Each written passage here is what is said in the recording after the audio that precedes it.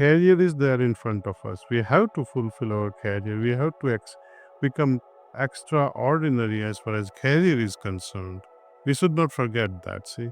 But this material life of making money, etc., has to be spiritualized. So they will go together.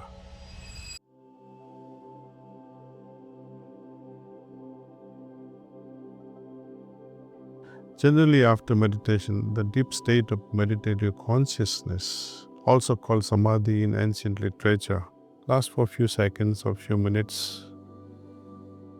How to make it possible that this high level of meditative consciousness rests with us, for longest duration possible during the daytime. Our practice of meditation must result in meditative state.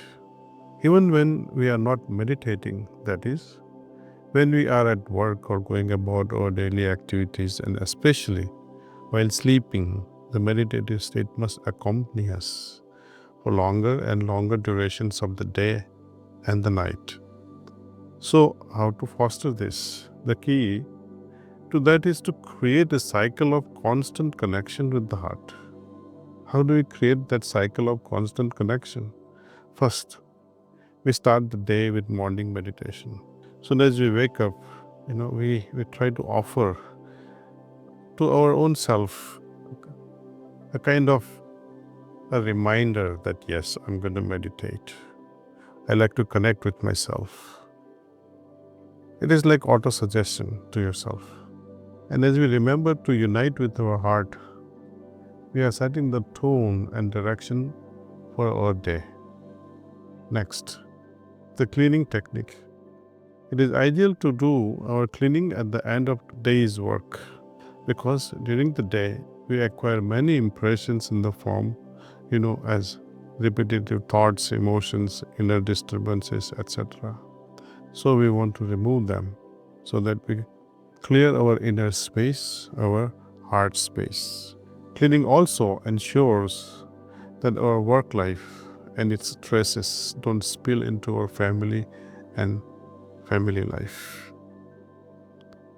Finally, at bedtime, just before we sleep, we do a short meditation, a prayerful meditation. We meditate for a few minutes, bringing our attention to the light in our heart, like we do in the morning. And we set our intentions, which is to be attuned to our heart at all times and be one with the highest potential that is within us. If possible, you can scan through all the day's activities, see where we went wrong, see where we need to improve, and resolve at that time through this meditation in a very subtle way, in a very gentle way, how not to repeat the same mistake again. This resolution is improvement. And such constant improvements in ourselves makes us better and better all the time. This is what I would like to call it as continuous improvement. So, at bedtime, we kindle our longing for this inward connection to deepen, knowing that the guidance we need is also within our heart. Our heart is now our guide. As we go to sleep, this connection continues in our subconscious, making it easier for us to meditate the next morning. Thus, we are also able to make use of the idle, unproductive hours of sleep. Sleep, no doubt, gives us rest, it helps us recuperate our system at a physical level. But now, we are trying to make use of these hours of sleep to our better advantage in improving our consciousness. In Yoga Shastra, we call going from susupti or deep sleep into turiya state, the fourth condition, which is highly described.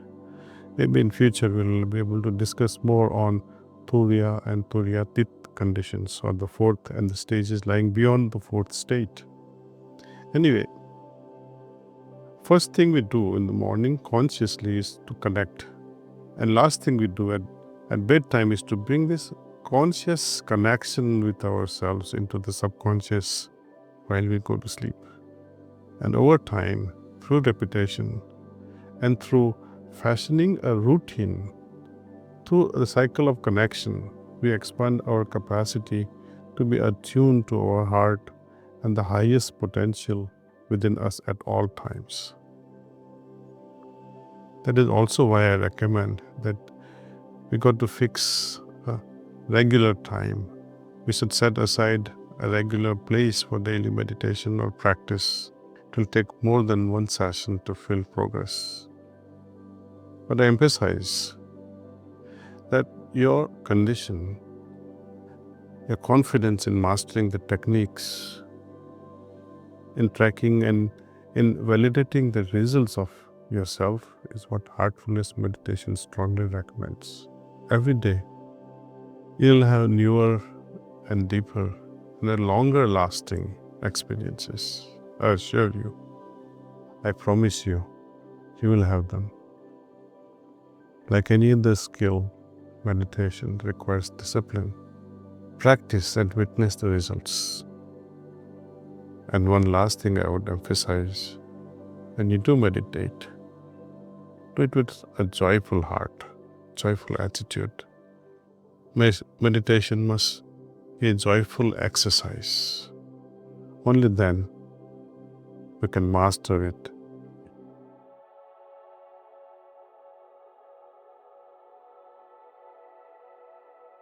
People talk of air pollution. People talk of water pollution. People talk of so many types of pollutions. Information has also become a pollution. Thoughts, we can say thoughts have also become pollution. I don't know if how many of you are familiar with this terminology, thought pollution. The root cause of everything to me is unregulated mind. I have also witnessed, I used to work after my graduation in pharmacy. Some of the industrialists there used to pour out their effluents directly into bore wells. They would not do any treatment also. It will straight away go into the ground. So what used to happen then? The water around Ankleshwar became like Coca-Cola water, undrinkable. Again, the root cause of all this? Financial gains, greed. If you make them drink that Coca-Cola water, they'll be scared to drink it, see. But imagine an industrialist who meditates. Will he or will his mind tolerate such creases in their minds and hearts? You might wonder, okay, I did this yesterday, I put some toxins into the groundwater. After a month, it continues. How long will you tolerate this nonsense in your heart, which is so now exposed to spirituality? It will not tolerate it. One day it says it is better to close my industry than to make this water polluted. So the conscientious heart, when we meditate regularly, your heart becomes very susceptible to right kind of a thing. It will not tolerate any wrong things. Even before you argue, before you try to fight with somebody unnecessarily, you'll think many times. Only when we lose this inner compass, which is directed in an evolutionary way, when it changes its face and moves towards opposite direction that is not so evolutionary, then you will feel hurt. You say, oh no, this is not for me. So, in Hindi we say, ek saade, sab jaye. Meaning, try to do something, one thing in such a way that having solved that main problem, you have solved all other problems in life. And that is only this, mind. If I can regulate my mind, if I can make my mind and heart sensitive to my inner needs as well as the external needs, the family members, friends, etc., then I can really live a balanced life. I will not be hungry for more and more information. I'll be hungry for, of course, something that can help me evolve faster. That does not mean that we are running away from work. That does not mean that we are running away from business world. Career is there in front of us. We have to fulfill our career. We have to become extraordinary as far as career is concerned. We should not forget that, see. But this material life of making money, etc., has to be spiritualized. So they will go together. We are not trying to lead a separate life, that this segment of my life will be spiritual, this segment of my life will be material, bhautik as they say. No. Then we will be failing in purpose. We need to integrate both. Let spirituality touch our material existence so much that it ultimately consumes us totally. So even while I'm working, cooking, playing games, or making love, there is spirituality all the way through. So information overload also will be filtered out through such a mind. So cultivating a mind that will repel everything else. When you have a balanced mind, nothing in the world can affect you.